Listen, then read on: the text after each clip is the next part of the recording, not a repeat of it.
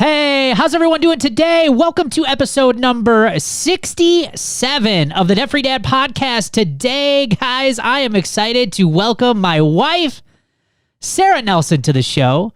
Now, over the years, a lot of people have asked, Brad, how the heck did you even get started with financial coaching?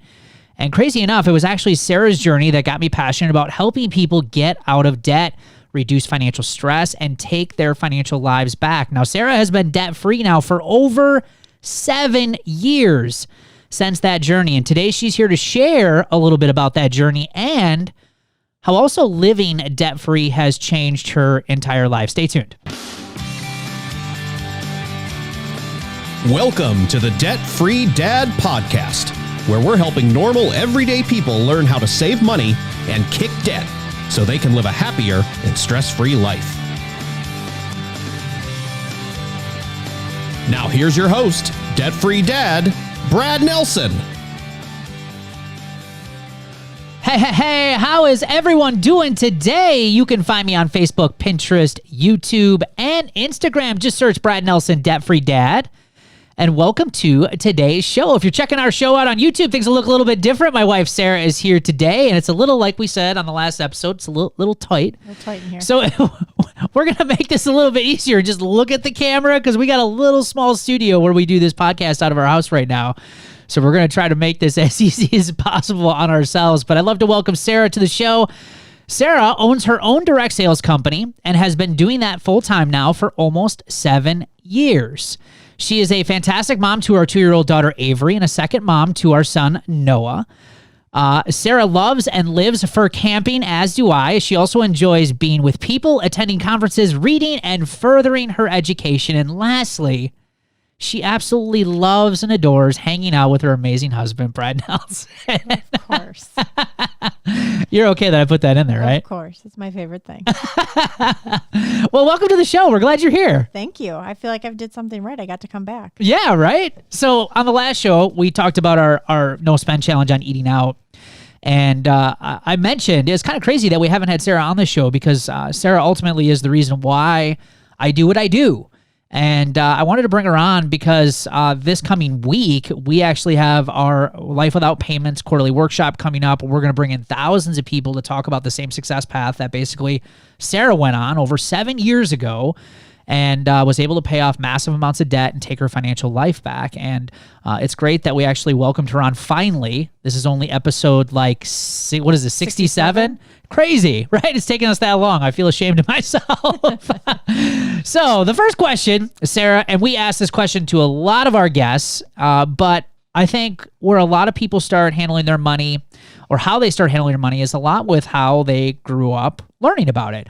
So can you share with us how you grew up about learning about money, how maybe your parents handled money, and how that maybe played a role in how you handle money as an early adult? Yeah, absolutely.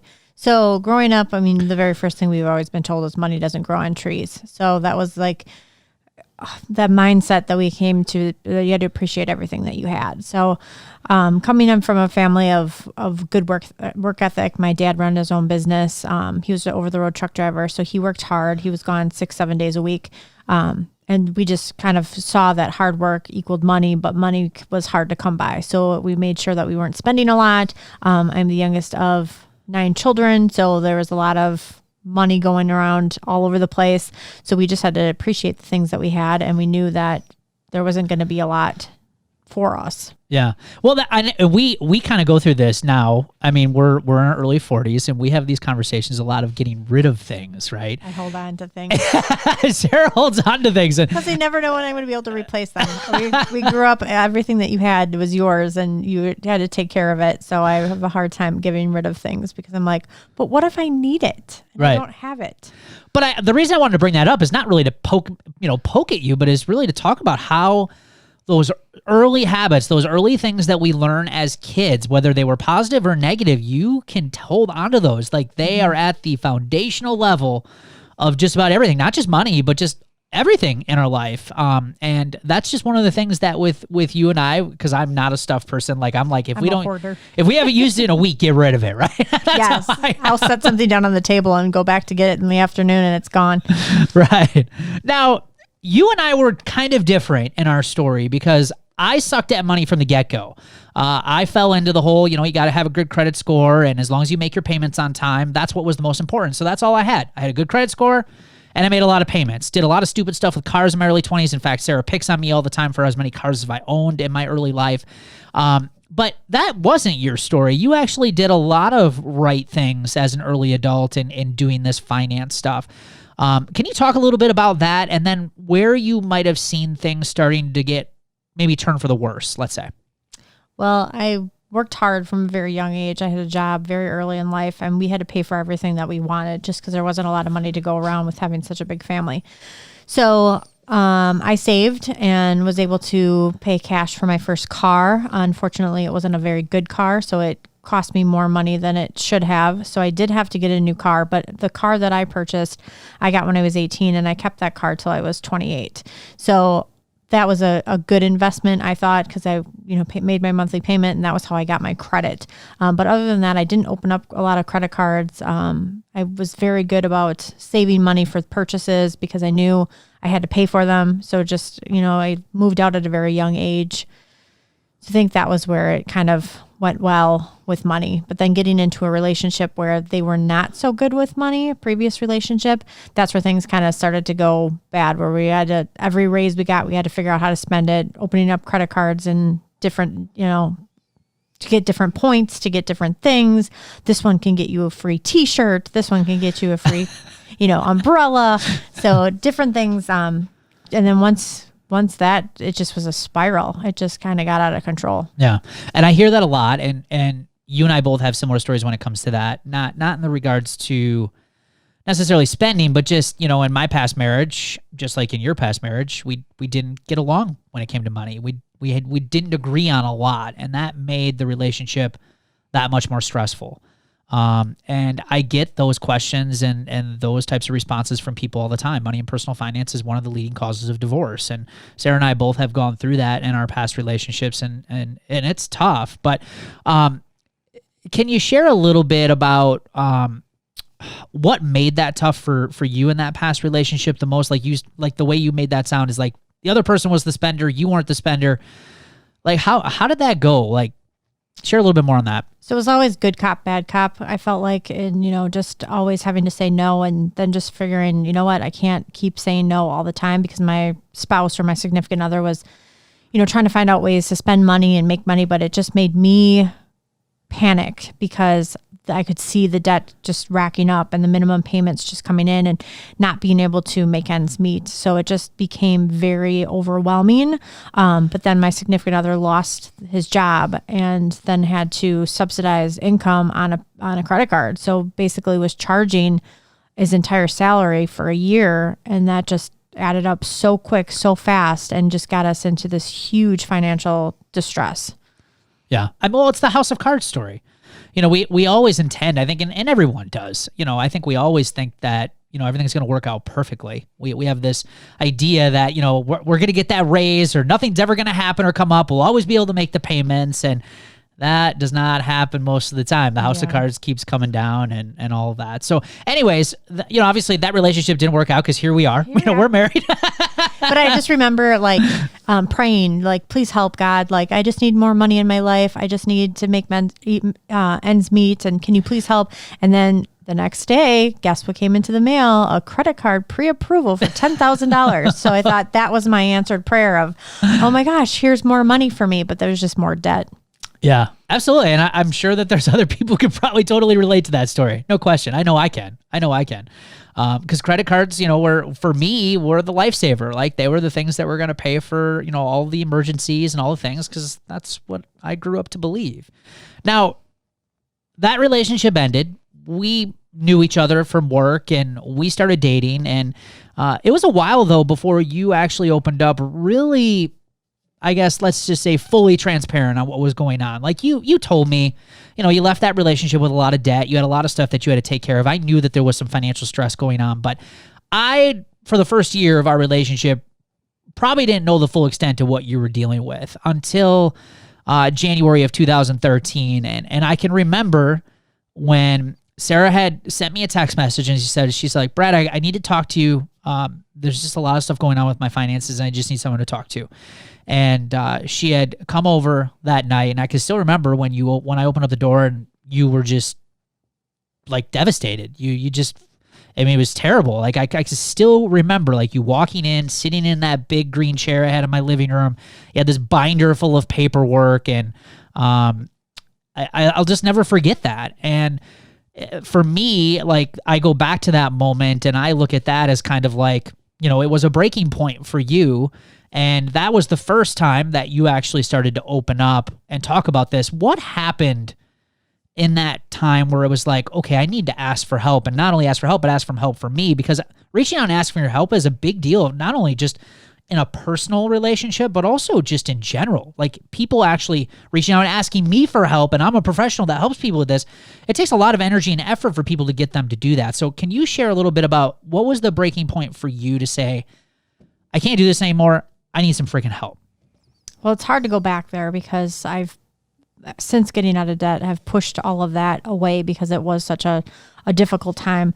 But the breaking point definitely was writing it all down. I remember you told me to just list everything that I owed from smallest to largest and just write it all down, get it on paper, write down your minimums, write down when they're due. And I did. And I got so overwhelmed seeing it all on paper. And I never added it up before.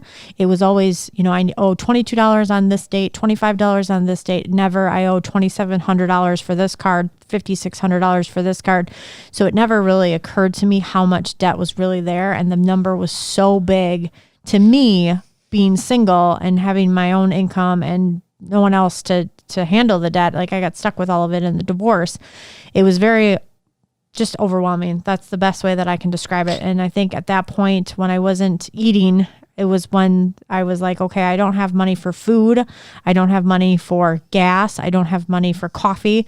That was when it was like, okay, I need this isn't working. This is broken. Something has to give. I need help. Yeah. I'll never forget that realization too. I remember Sarah and I were living separately. She had her own apartment that was about a mile from my house. And I would remember I would go over there and open up the refrigerator. There'd be hardly anything in the refrigerator, nothing in the cupboards. And I just figured, well, she's just eating out more often. She just doesn't cook at home. She was working a lot. She's working 2 or 3 jobs. And I just didn't put the 2 and 2 together. But now looking back, knowing what I know now, she literally did not have the money to eat any food. Like that's what was really happening. So I just want to share that with you guys because Sarah's been through that. Our family's been through that. We've been in those desperate situations where she's had to choose between paying a credit card or eating food. And those are terrible times to be in. And so I also want to lighten the subject a little bit because we got to talk about one of your expenses. You talked about listing your expenses. This is a funny story. We always talk about this. And you list all your expenses. And I remember looking through it with you and I saw nails, like getting your nails done on your budget still. And I don't remember the number. We still have the binders of all this. Mm-hmm. I should have taken them out, but I want to say it was like $50 or $60 if I'm not mistaken. Yep.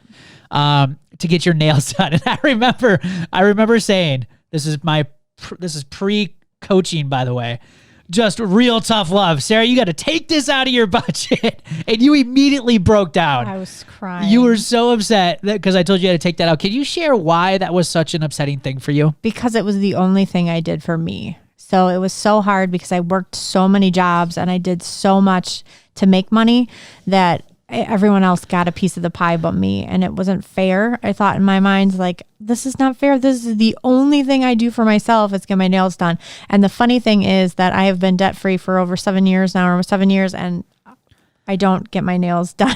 She's showing them on YouTube, by the way, right now. And I don't. So I'm holding them up so that everyone can see. But I don't get my nails done. They're pretty straggly. So I think that's pretty funny that I never went back. Yeah, but we're going to talk a little bit about that mindset change over the years and how we've shifted so much from where we used to be. But anyway, so from that day forward on January 13th, like we literally put together a plan. We call it now. It wasn't called this back in the day, but we called it the Debt Freedom Success Path. Now it's, that's what we're using to help people get out of debt and show them the same process that we basically walk Sarah through and I walk through to get out of debt.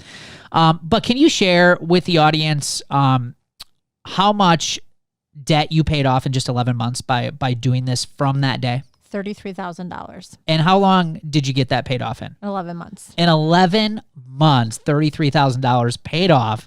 and became completely debt free. That is incredible. It's still one of the coolest stories and one of the coolest things that I got to witness. And we've got thousands of people now that are blowing it out of the water.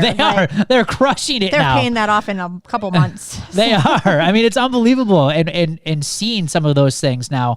But I got to witness this from a personal.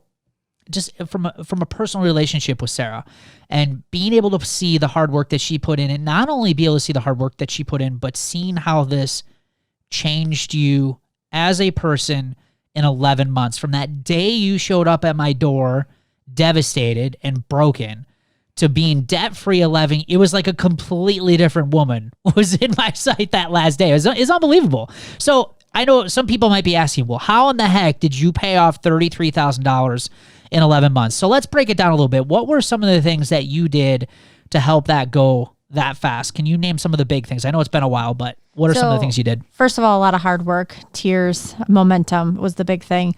Once I started seeing debts get paid off, I started with the smallest and I stopped paying the bigger ones. And that's kind of what made me, one of my minimum payments was $300 and one of my smallest credit card debts was $300. So when I stopped paying the bigger ones and started focusing on the small ones, I was able to pay off and start closing accounts. And it was like, this is amazing. Like I can finally cross this one off my list and ready to attack the next one. So I think the biggest win for me was getting a backbone and saying, no, you know what? You don't fall there's my line and you fall below the line, you're not getting paid this month. And I just had to accept that they're going to keep calling me and I'm willing to offer this amount. And so the more that I could get things paid off and the quicker that I could get some extra money, like my tax return, and I worked 3 jobs and being able to save up some extra money by not paying those large minimum payments, I was able to get some momentum to pay off some of the smaller ones and settle. A lot of them took pennies on the dollar just to get rid of me. And I had one person call me so many times that I think I got invited to his wedding at one point. But it was one of those things that just once the momentum started coming in, like I could sit up a little bit straighter and just hold my head up high, knowing that I was on the right path, and getting out of debt was so hard, but it was so worth it because I had this, clothesline of credit card statements that were pinned up in my apartment, and I could remember just ripping them off one by one and just crushing it and just being able to scribble them out and not have to owe anything. Yeah, to give and to give people a little bit of background on what Sarah specifically was struggling with, because the amount, $33,000, yes, that's a good amount of debt, but it's not compared to what I see on normal circumstances, that amount isn't that giant, unfortunately. But what she did have was a lot of accounts, and what we call is minimum payment hell. So she had so many accounts that by the time she made all of her minimums, she wasn't able to cover all of her minimums. In fact, a lot of the debts she was so behind in, like it didn't matter. Like she mentioned, she mentioned that we chose to stop paying on some of those because she was already behind as it was, and she was just trying to play catch up. It's like, well, you ruined your credit score anyways, which we're not really big fans of credit scores anyways, but her credit was destroyed as it was. So stopping payments on certain things to kind of get things set up for those smaller debts, to get things paid off, free up minimum payments, made sense in her situation to do some of those things. So, and I knew I was in it for the long haul. Like it wasn't something that I was going to go buy a house. I wasn't going to go out and buy a car. Like I knew I was paying off debt and going to live debt free for quite a while before having to it was cleaning up my mess and just making sure that I never got into that situation again. So I didn't care about my credit score because I didn't want to open up any more debt. Yep, absolutely. And I think that's that line that you said that you kind of drew in the sand. It's like, okay, yes, I know I need to pay these people, but I'm only going to select a certain few that I'm going to get paid each month. And that's what helped you get the headway the fastest, is getting all those smaller debts, using the debt snowball approach. Having a budget. Yeah, that was huge because I could actually wow, I can spend money on food and be okay and, not have to give credit card companies my food money. Yeah, absolutely. And I think you also said a key thing too. You worked 3 jobs. Yes, 3 jobs. 3 jobs. And it was temporary. Right? Yes, it was temporary. It was a lot just to manage everything. And that was a good thing about working 3 jobs, is you didn't have time to spend any more money. And the difference between what my debt was and a lot of new debt is it was old debt and it was subsidizing income. So it wasn't like extravagant things that I could sell or vacations that I went on. It was basically the electric bill, the phone bill, and food. Right. Yeah. Now, I was with you every step of the way of this whole process for this 11 months. And as I said, introducing this podcast, this is one of the reasons why I decided to become a coach, because it wasn't the amount of debt that Sarah paid off. It was this transformation that I saw in her that I was like, I want to do more of this and help more people with this. I enjoyed coaching her and walking her through this and being there to support her. And now I get to do this for thousands of people now on a daily basis. It's amazing. But can you share a little bit how that made such a difference? Because again, we talked about how big of a moment it is to finally reach out and ask for help and accept help. Can you talk about the difference it is doing it on your own versus, say, having someone there to support and hold you accountable through what you know you needed to get done? Well, the accountability is huge because, again, we can lie to ourselves so easily and just not think, because I'd lied to myself for years, just minimum payment hell, and knowing that it wasn't that bad until seeing it on paper. Once I saw it on paper, it was like I needed somebody else to see on paper it go down.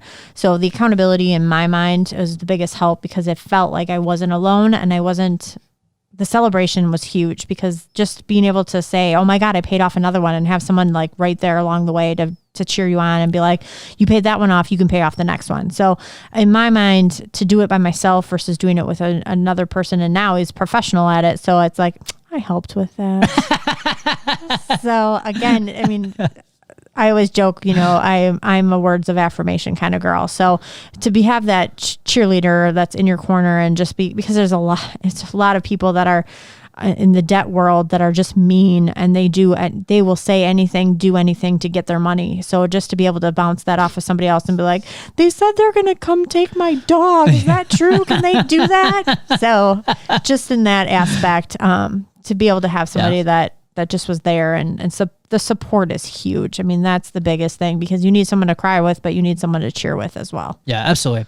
And when you were, when you're in a collection situation as bad as you were, I mean, you almost had your car repoed twice, almost three times. It was on a truck. Yeah. Yep. It's been on a truck. Almost all your credit cards were behind. I mean, like this was not a good situation. So, I mean, I remember when you first elected to say, okay, we're going to pay these ones. We're not going to pay those ones. I think within the first day or two that you were behind, like your phone lit up like crazy all day long. They were calling ridiculous. me at work. Somebody had showed up at my work looking for me. Yeah. It's unbelievable. So fast forward to today. You paid off $33,000 in 11 months. It is now 7+ years later. How has that journey benefited you over the last 7 years? Can you summarize it in like a short sentence? It has been incredible. I mean, I went on my first vacation at 34 years old, being debt-free and just being able to go on vacation and pay for it in cash and leave your vacation at your vacation and not have it follow you home for years. Having my own business and being able to grow that business and not worry about the roller coaster of getting into debt to help subsidize a brand new business. It's just been incredible. The freedom and flexibility. Like I said, the things that were important to me before are not important to me anymore. I don't like to spend money. I like to see it grow. And I think that it's great to have the money there, but to have the choice. Do I spend this on this or do I not? So the sacrifice is still there. It's just sacrifice for a little bit more important things in my life versus just going out to eat or getting my nails done or spending frivolously. So I have the money to do it, but it's the choice that I don't have to spend it, which is amazing. Yeah. Well, I think you've determined finally what's truly important to you. We talk about that a lot in Roots and in general, it's like, it's okay to spend money on things that you love to do, but then cut back on a lot of the stuff that you don't really love to do. And you'll be amazed at how much more of the stuff you love that you'll actually get to be able to do. And one of the things that you did do, you talked about you opened up your own business, and talk about that job that you left. Oh, corporate hell. I was in a gray cubicle staring at my computer for 10+ hours a day, selling things that I hated, being in inside sales to an industrial company, which I despised, and just feeling like I'm a prisoner to this. But I knew that once I got out of debt, and it wasn't long, I became debt free in November, and I stuck it out and worked until July. That knowing that I could walk away at any time, just, you don't have that power over me anymore. I'm not crying. I'm not, going to work in tears because it wasn't the end all be all. I knew it was just, how much more paychecks can I collect before like enough's enough and the final straw. So once my final straw came, I walked out of there with my hands held up high, both fingers in the sky. Yeah. I remember that conversation because we had gotten married. We got married in May of 2014, and you left in July. And I remember those conversations, and it was a scary decision to do what we were going to do, even though we were debt free. We had an emergency fund, but it was still very empowering to be able to make that decision. And because you were working for somebody who wasn't very nice, let's just put it that way, made your life miserable. You weren't happy, and to be able to make that change, those are the things that made that journey worth it, in my opinion. Because now you got to do whatever you wanted to do, and you're still doing that today. It's amazing. Yes, I walked out to the song "I'm on Top of the World," so it was amazing. That's awesome. So, as great as things are, and again, to summarize everything in the last 7+ years, the things that we've experienced, I think is going to be tough on a show like this. But we also want to be transparent, I think, and talk about that this lifestyle isn't completely perfect. We've encountered plenty of emergencies over the years. Can you share how managing our money the way that we do? Yes, it's been great for the good things, the vacations, the, buying cars with cash, and, doing the things that we want to do, opening businesses and just experiencing life, camping, all the stuff that we've done. But there's also been some tough times, some tough things that we have had to get through. Can you share how, from an emotional standpoint, the way that we've handled our money has prepared us for some of those things that we call life storms, that they just kind of show up unexpected, and now we have to deal with them? Yeah, absolutely. So I remember way back when I was still in debt, I had a root canal, and that root canal followed me for years. And it was one of the debts that I finally wrote a check. And I wish I would have been there the day that the dentist opened the bill, because it was 11 years later that they received that final. And they were probably like, we're never going to receive this money. And it was part of my debt snowball, and I paid it off.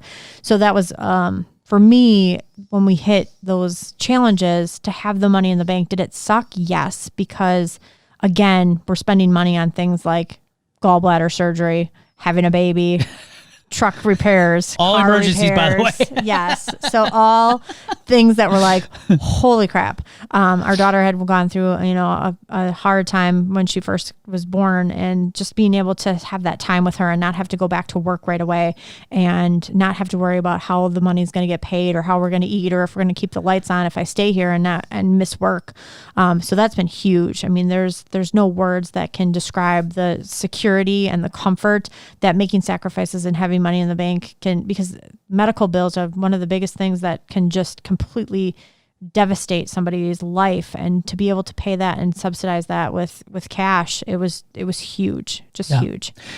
You talked a little bit about your nails and how, like today, that's just not nearly as important to you. And I think both of us have really gained a much better relationship with things and stuff, and being really conscious about the things that we bring into our life. Can you share a little bit about that whole thing? Because, we don't have, a lot of people are surprised. Like, in fact, we have an assistant that comes to our house, that she's a team member that comes to our house, helps us both of our businesses. And I remember a while back ago, we were having the conversation about, some people are pretty surprised when they come over to see where we live and see our cars and stuff. She's like, oh yeah, I was too. She's like, you guys are debt free. I was thinking I was going to roll up on this mini mansion. You guys are going to have all these nice cars and stuff. It's like, that's just not the way we live, though. We don't have the nicest house. We don't have the nicest cars. We don't have the nicest things.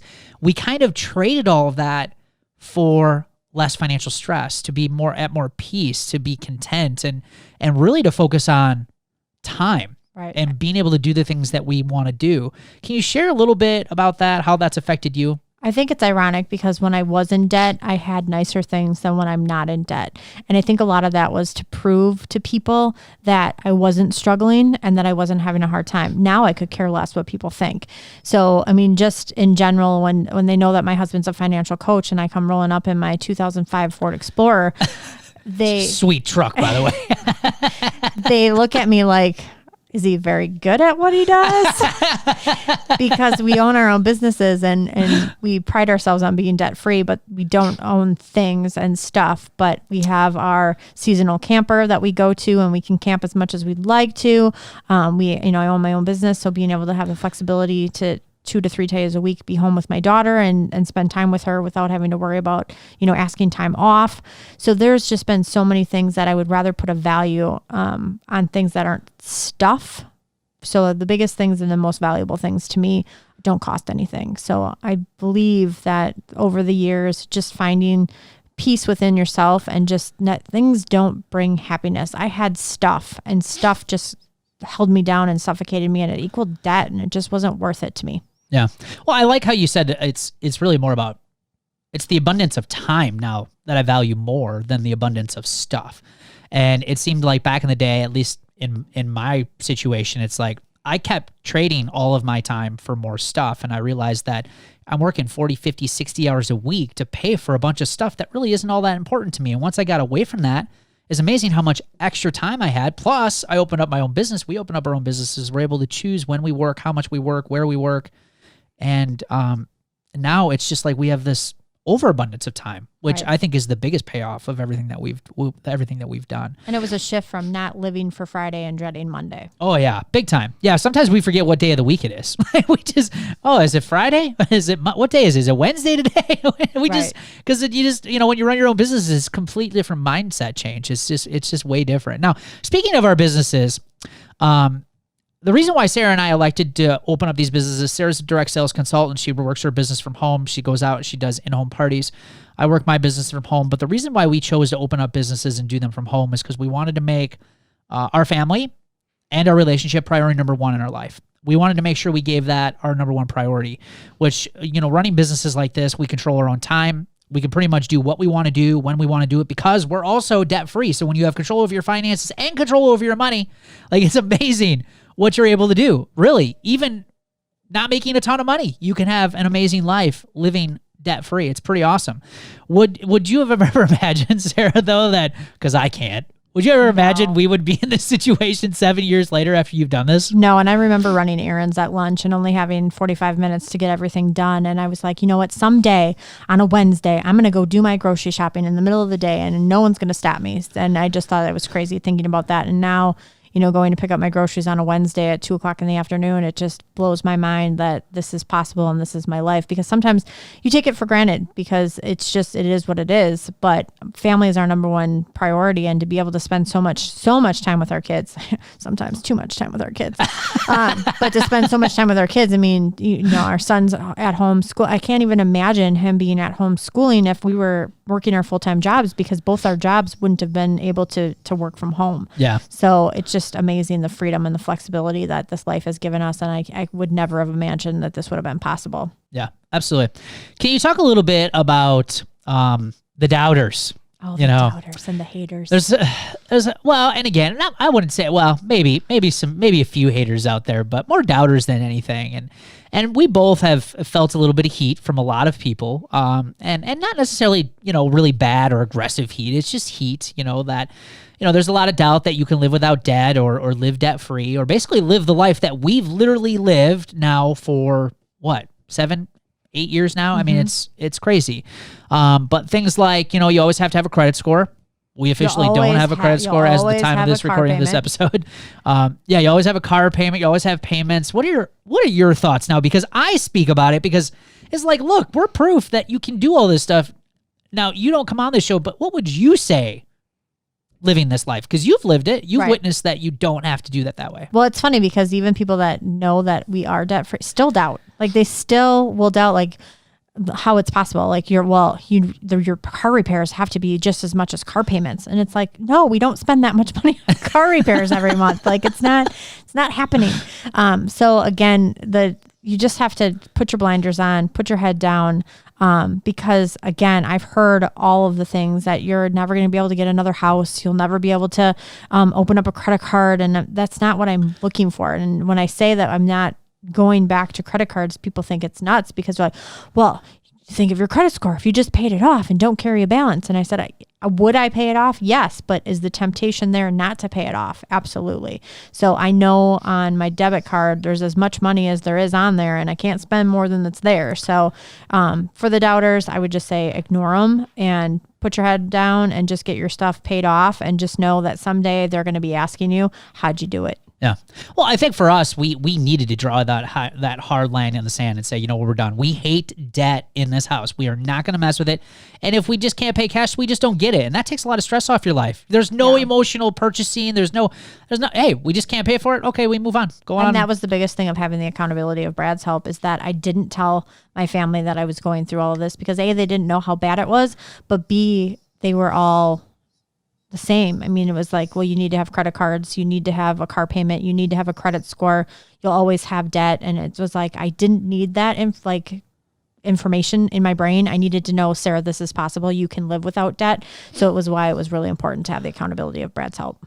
So let's say there's someone out there who's in your situation, Sarah, from 7+ years ago now, 8+ years ago, that you started this. What would you say to them? Because they're in the same spot you're in. They're struggling, they're stressed, hopeless, maybe even in a relationship that, they're struggling to get on the same page and dealing with a lot of the same things that you're dealing with. What kind of advice would you give them to them, knowing what you know now and what you've experienced?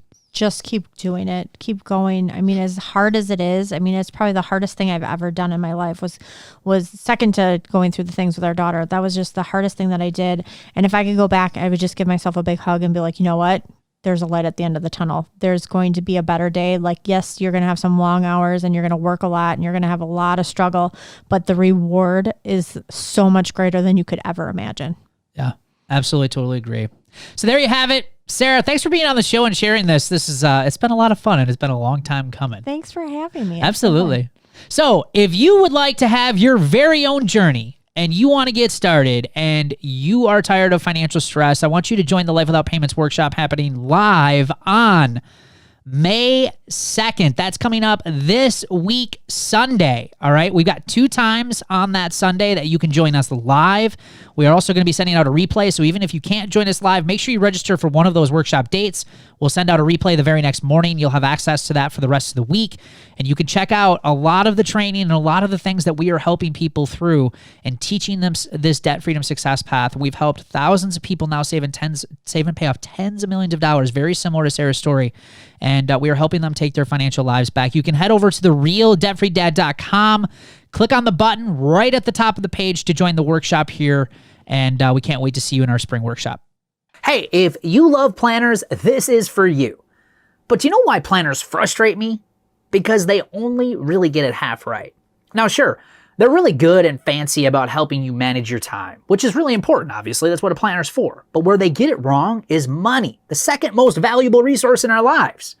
Most planners don't include any financial planning. Things like, keeping track of paydays, bills, due dates, spending, yearly expenses, budgets, cash flow planning, debt elimination plans, and goal planning, right?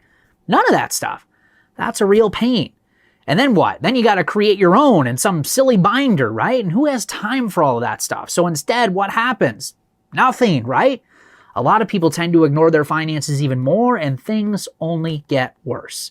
Well, that all ends today because I am so excited to announce and release my brand new, totally awesome Debt Freedom Planner. This thing's awesome, by the way.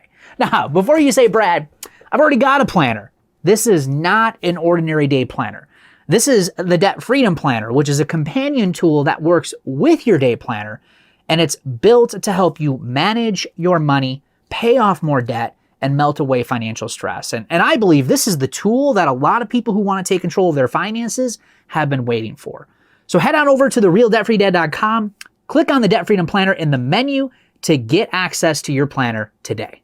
Hey, what's this I see? I thought this was a party! Let's dance!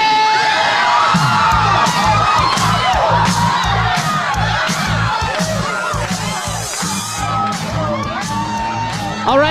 That sound means it's time for the celebrations of the show. And today we're kicking it off with Lacey Love.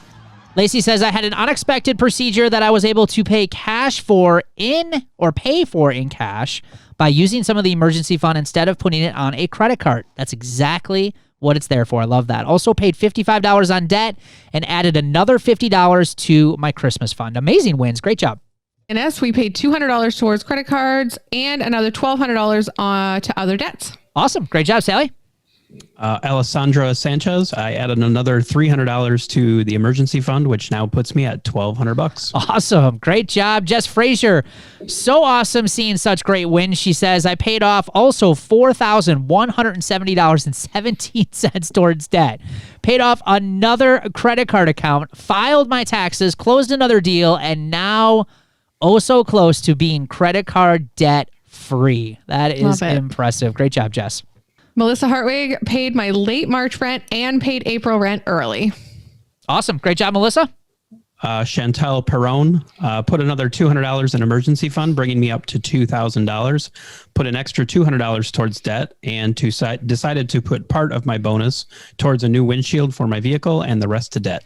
Hey, thanks for hanging out with us here today. We love your feedback, and it also helps us grow our YouTube show. So please give us a like or leave us some honest feedback on this video. And if you want the latest from the show, obviously be sure to hit that notification bell and subscribe to our channel. And for the latest resources, or if you want more information on how to kick debt and financial stress, please be sure to check out the links in this video or head over to therealdebtfreedad.com. We'll see you guys on an upcoming show. Take care.